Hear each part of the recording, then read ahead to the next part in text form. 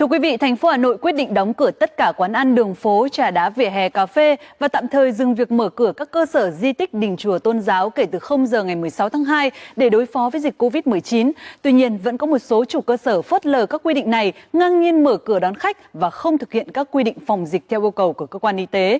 Những hình ảnh sau được phóng viên Chuyển động 24 giờ ghi lại trong sáng ngày hôm nay trên một số tuyến phố ở Hà Nội.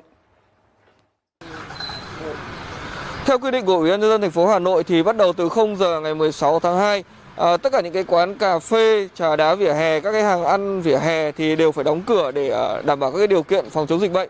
Tuy nhiên là theo quan sát của chúng tôi thì sau 2 ngày có quy định này thì một số cái hàng quán cà phê vẫn tiếp tục mở cửa như thế này. Và ngay khi thấy chúng tôi ghi hình thì chủ quán mới bắt đầu đóng cửa. Sao mình không chấp hành cái quy định phòng dịch hả chị? Dạ, xin lỗi, giờ em đóng cửa.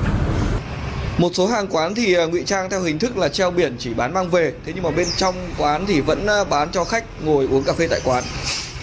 Không chỉ những cái quán cà phê mà kể cả những cái quán trà đá vỉa hè ở một số tuyến phố như là phố Đốc Ngữ, phố Hoàng Hoa Thám, một số các cái quán cà phê ở trên phố Liễu Giai vẫn tiếp tục mở cửa.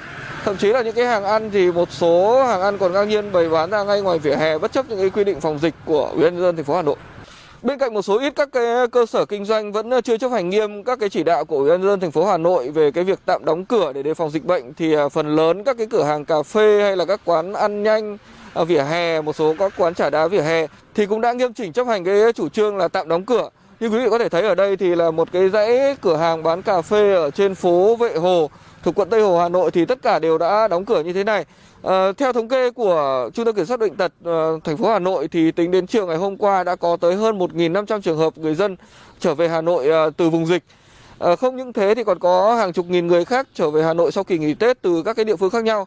Nếu người dân không chung tay cùng thành phố có những cái biện pháp để kiểm soát bệnh tật, kiểm soát dịch bệnh thì rất khó có thể ngăn chặn dịch bệnh bùng phát. Sau Tết Nguyên đán, người dân ở khắp mọi nơi bắt đầu quay trở lại thành phố Hồ Chí Minh nhằm đảm bảo công tác phòng chống dịch bệnh hiệu quả. Chính quyền thành phố Hồ Chí Minh đã triển khai nhiều giải pháp phòng chống dịch bệnh. Trong đó thì công tác phòng chống dịch tại các chợ dân sinh, nơi có đông người trao đổi mua bán hàng hóa được đặc biệt chú trọng. Sau kỳ nghỉ lễ Tết Nguyên đán thì các cái khu chợ dân sinh bắt đầu hoạt động nhộn nhịp trở lại.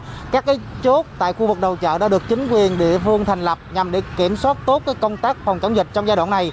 Theo đó thì các cái chai nước rửa tay sát khuẩn, khẩu trang cũng được trang bị. Tuy nhiên thì do đặc thù tại khu vực tiếp giáp với nhiều đường dân sinh cho nên cái công tác kiểm soát cũng không hề đơn giản. Theo Ban Quản lý chợ Từ Đức, phường Bình Thọ, thành phố Thủ Đức, hiện đơn vị đã triển khai 3 chốt kiểm soát phòng dịch tại các lối ra vào chợ. Vào giờ cao điểm sẽ phối hợp cùng cán bộ phường, lực lượng dân quân tự vệ tuần tra kiểm soát việc đeo khẩu trang của các tiểu thương cũng như người dân ra vào chợ, phát tờ rơi tuyên truyền thực hiện theo tiêu chí 5K của Bộ Y tế. Tuy nhiên, nhiều trường hợp người dân mua bán dọc các đường dân sinh vẫn còn lơ là trong công tác phòng chống dịch. Trọng tâm là tuyên truyền thông điệp 5K và thường xuyên kiểm tra việc đeo khẩu trang và kháng khuẩn của tiểu thương và người đi chợ. Tuy nhiên cũng còn một số người trên các tuyến đường xung quanh chợ vẫn chưa thực hiện đeo khẩu trang thì phía ban quản lý chợ sẽ kiến nghị lên Ủy ban phường Bình Thọ xem xét và có biện pháp xử lý. Theo quy định, những trường hợp không đeo khẩu trang phòng dịch tại nơi công cộng sẽ bị phạt tiền từ 1 đến 3 triệu đồng. Tuy nhiên, theo Ủy ban Nhân dân thành phố Thủ Đức, để công tác phòng chống dịch thật sự có hiệu quả, vấn đề quan trọng vẫn là ý thức tự giác của người dân.